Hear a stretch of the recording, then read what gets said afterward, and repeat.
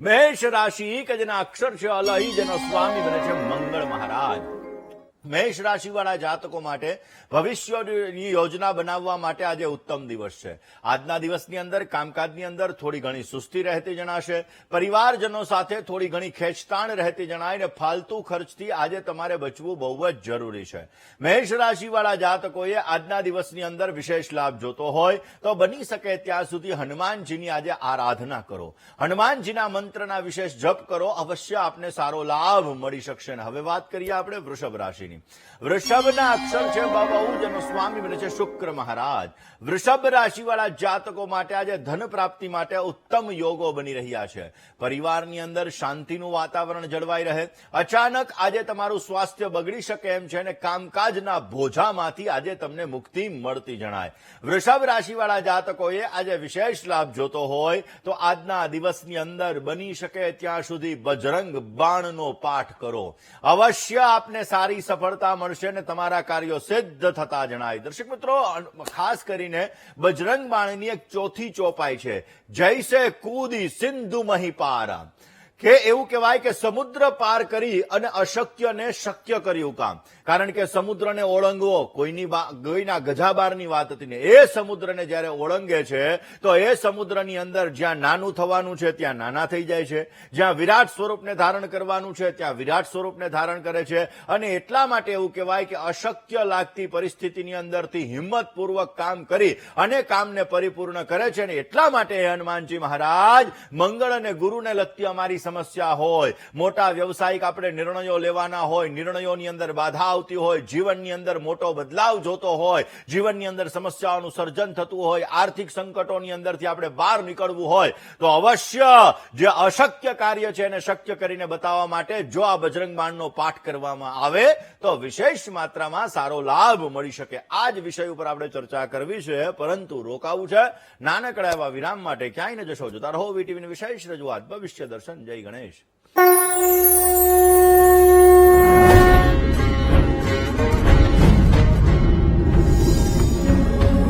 દર્શક મિત્રો, વાત આજે આપણે કરી રહ્યા છીએ ખાસ કરીને બજરંગ બાણ પાઠની. દર્શક મિત્રો, એવું કહેવાય છે કે આપણા જીવનની અંદર નકારાત્મકતા વધારે હોય, આપણા જીવનની અંદર નેગેટિવ એનર્જીનું પ્રમાણ વધારે હોય, ભય વધારે લાગતો હોય, ડર વધારે લાગતો હોય, નકારાત્મક એનર્જી વધારે હોય, આપણા જીવનની અંદર એવું થાય કે હું જીતી નહીં શકું, હું આ કામ નહીં કરી શકું, આવી જ્યારે નકારાત્મકતા આપણા જીવનની અંદર ઉત્પન્ન થાય ત્યારે બજરંગ બાણની એક ચોપાઈ છે. જો આ ચોપાઈનો આપણે પાઠ કરીએ તો આપણા જીવનમાં નકારાત્મકતા દૂર થાય છે, સકારાત્મકતા આપણને મળે છે અને આપણા જીવનની અંદર પોઝિટિવ વાઇબ્રેશન ક્રિએટ થાય છે. કઈ ચોપાઈ? તો કે ભાઈ ભૂત પ્રેત, ખાસ કરીને જોવા જઈએ તો ભૂત પ્રેત પિશાચ નિશાચર.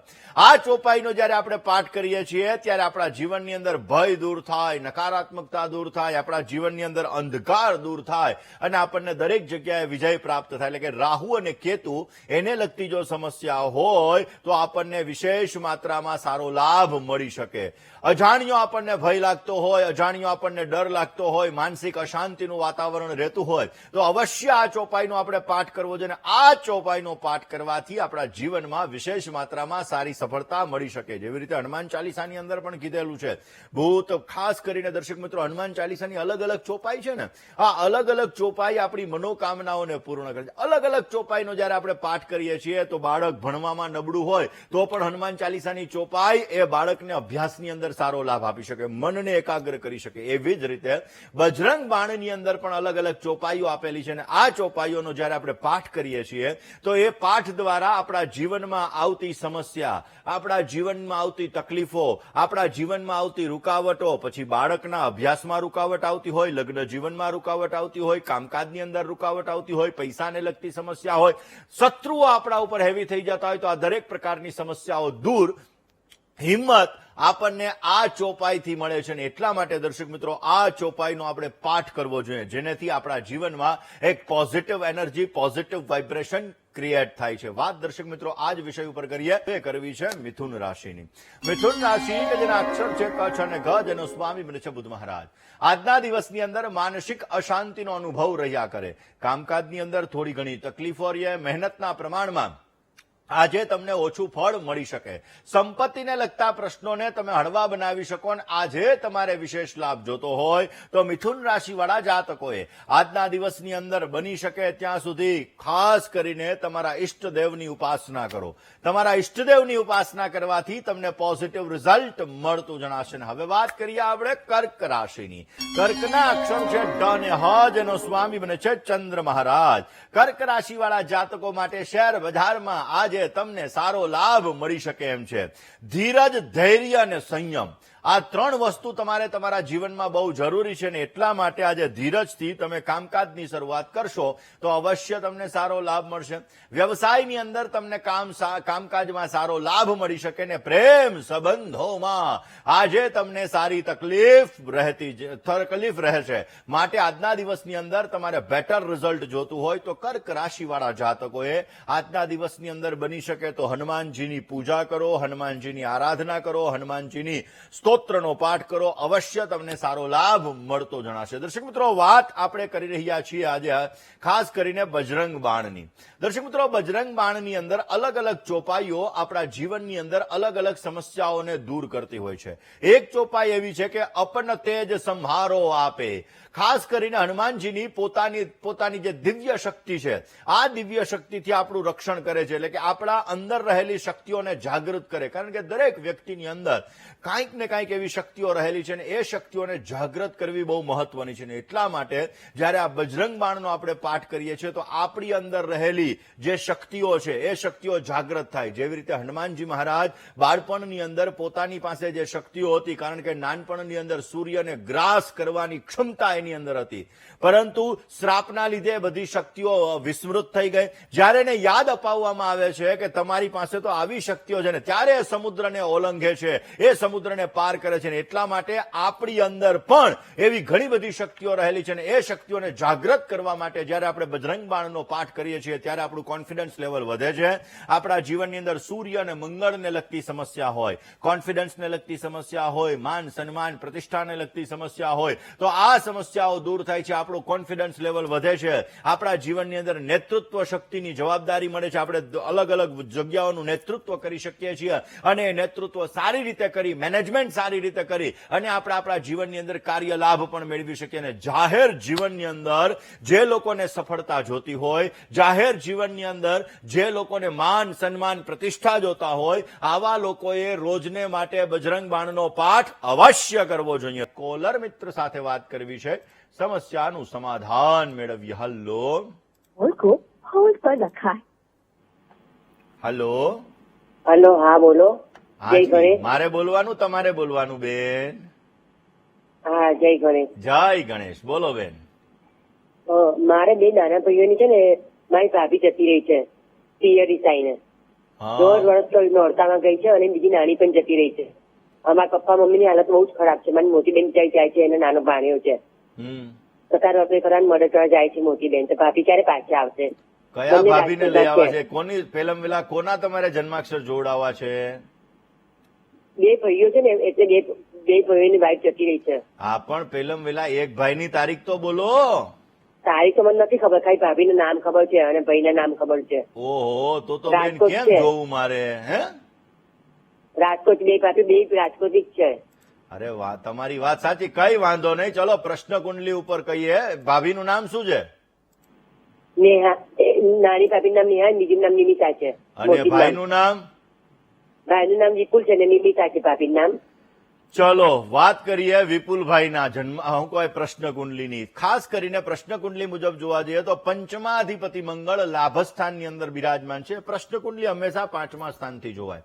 પંચમાધિપતિ લાભસ્થાનની અંદર છે. બુધ, ગુરુ અને શુક્ર આ 3 ગ્રહો સાથે બિરાજમાન છે. શનિની ત્રીજી દ્રષ્ટિ મંગળ ઉપર પડે છે, જેના લીધે દાંપત્ય જીવન, કારણ કે કર્ક લગ્નમાં 7મ સ્થાનમાં શનિની રાશિ આવે છે, એટલે લગ્ન જીવનમાં સમસ્યાઓનું સર્જન થોડું ઘણું એના હિસાબે કરાવે પ્રશ્ન કુંડલી મુજબ.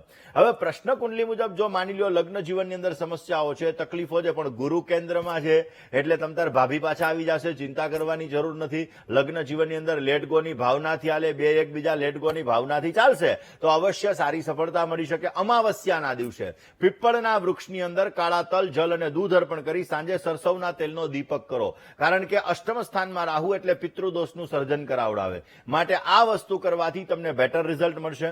અમાવસ્યાના દિવસે દેવ, ઋષિ, મનુષ્ય અને પિતૃ તર્પણ કરવામાં આવે તો પણ સારી સફળતા પ્રાપ્ત થતી જણાય. વાત કરવી છે તુલા રાશિની.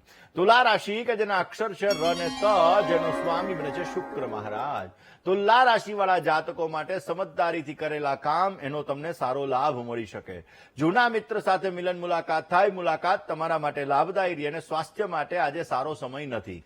કોઈ પણ પ્રકારની ઉધારીથી તમારે આજે બચવું બહુ જ જરૂરી છે. તુલા રાશિવાળા જાતકોએ આજે વિશેષ લાભ જોતો હોય તો બની શકે ત્યાં સુધી આજના દિવસની અંદર હમ હનુમતે નમઃ આ મંત્રના વિશેષ જપ કરજો, અવશ્ય તમને સારો લાભ મળી શકશે. હવે વાત કરીએ આપણે વૃશ્ચિક રાશિની. વૃશ્ચિકના અક્ષર છે ન ને ય, જેનો સ્વામી બને છે મંગળ મહારાજ. કામકાજના સ્થળે તમારું મન પ્રસન્ન રહેતું જણાય. શેર બજારની અંદર તમને આજે સારો લાભ મળી શકે. વ્યવસાયની અંદર નવા કોન્ટ્રાક્ટ મળી શકે અને યાત્રા પ્રવાસના સુંદર મજાના યોગો આજે બની રહ્યા છે.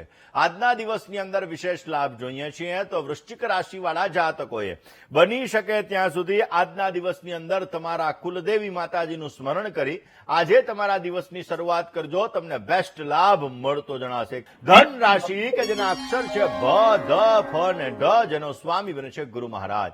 ધન રાશિવાળા જાતકો માટે ખાસ કરીને વ્યવસાયની અંદર તમને નવી તકો પ્રાપ્ત થતી જણાશે. આજના દિવસની અંદર ખોટા ખર્ચા ઉપર તમારે કાબુ રાખવો બહુ જ જરૂરી છે. આજના દિવસની અંદર કામકાજમાં મહેનત વધારે કરવી પડે અને શત્રુ પક્ષ તરફથી સાવધાની રાખવી પણ તમારે બહુ જ જરૂરી છે. આજે તમારે સારો લાભ જોતો હોય તો બની શકે ત્યાં સુધી તમારે તમારા કુલદેવી માતાનું સ્મરણ કરવું તમારા માટે અત્યંત લાભદાયી છે. વિશેષ માત્રામાં આજે વાત કરીએ મકર રાશિની. મકર રાશિ કે જેના અક્ષર છે ભ, ખાસ કરીને ખ ને જ, જેનો સ્વામી બને છે શનિ મહારાજ. ભાગીદારીવાળા કામકાજની અંદર આજે તમને સારો લાભ મળી શકશે. આજના દિવસની અંદર તમે તમારી આવડતનો ઉપયોગ કરશો તો સારો લાભ મળે. આજે કોઈ પણ કામમાં ઉતાવળ ન કરવી તમારે બહુ જ જરૂરી છે.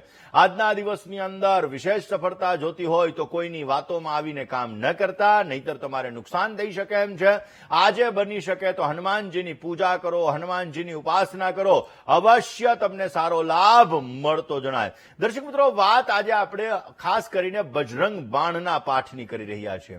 બજરંગ બાણનો પાઠ કરવાથી આપણા જીવનની અંદર આવતી સમસ્યાઓ, આપણા જીવનની અંદર આવતી તકલીફો, આપણા જીવનની અંદર આવતી જે કોઈ પણ તકલીફો છે તકલીફોને આપણે દૂર કરી શકીએ. અને એટલા માટે દર્શક મિત્રો, આ બજરંગ બાણનો જ્યારે આપણે પાઠ કરીએ છીએ જેની અંદર અક્ષય કુમાર કૌમારી સંહારા, ખાસ કરીને દર્શક મિત્રો જ્યારે આ બજરંગ બાણનો આપણે પાઠ કરતા હોઈએ છીએ ત્યારે આપણા જીવનની અંદર કાર્યોને અવશ્ય સિદ્ધ કરી શકાય. આપણા જીવનની અંદર અલગ સમસ્યાઓ આવતી હોય, આ સમસ્યાઓનો પણ આપણે અંત આ બજરંગ બાણના પાઠથી મેળવી શકીએ છીએ. એમાં ખાસ રામ ભગવાનના મંત્ર રામ રામાય નમઃ આ મંત્રના વિશેષ જપ કરવા એ પણ બહુ જ જરૂરી છે. વાત કરવી છે દર્શક મિત્રો આગળની રાશિ એટલે કે કુંભ રાશિની.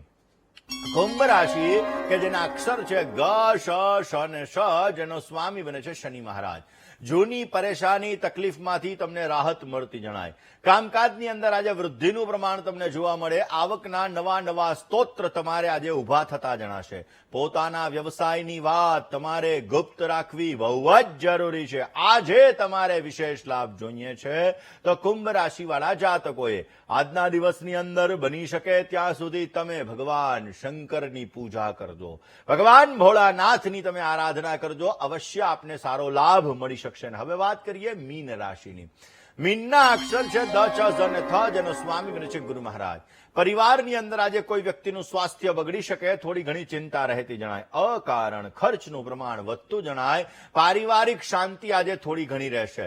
ભાગીદારીવાળા કામકાજની અંદર આજે તમારે સાવચેતીપૂર્વક કામ કરવું બહુ જ જરૂરી છે. મીન રાશિવાળા જાતકોએ આજે વિશેષ લાભ જોઈએ છીએ તો ઓમ ऐं રીમ ક્લીમ ચામુંડાય વિચ્ચય આ મંત્રના જપ કરી તમારા દિવસની શરૂઆત કરો, અવશ્ય અવશ્ય તમને સારો લાભ મળતો જણાશે. વાત દર્શક મિત્રો, આપણે એકાદશ ખાસ કરીને ભગવાન શિવના એવું કહી શકાય કે એકાદશ રુદ્ર 11મો અવતાર, અને એટલા માટે દર્શક મિત્રો હનુમાનજી મહારાજ એવું કહેવાય છે કે આ હનુમાનજીની આરાધના આપણા જીવનની અંદર દરેક પ્રકારની સમસ્યાઓને દૂર કરે છે. હનુમાન ચાલીસાનો જેવી રીતે આપણે પાઠ કરીએ છીએ, બજરંગ બાણનો જેવી રીતે આપણે પાઠ કરીએ છીએ, હનુમાન બાહુકનો આપણે જેવી રીતે પાઠ કરીએ છીએ, એવી રીતે આપણી સમસ્યાઓની અંદરથી મુક્ત થવા માટે, આપણા કાર્યોને સત્ય કરવા માટે, આપણા જીવનની અંદર આવતી તકલીફોને દૂર કરવા માટે આ બજરંગ બાણનો પાઠ અવશ્ય આપણે કરવો જોઈએ. આ બજરંગ બાણનો પાઠ કરવાથી આપણા જીવનની અંદર આર્થિક, શારીરિક, માનસિક અને કૌટુંબિક સમસ્યાઓને આપણે અવશ્ય દૂર કરી શકીએ છીએ.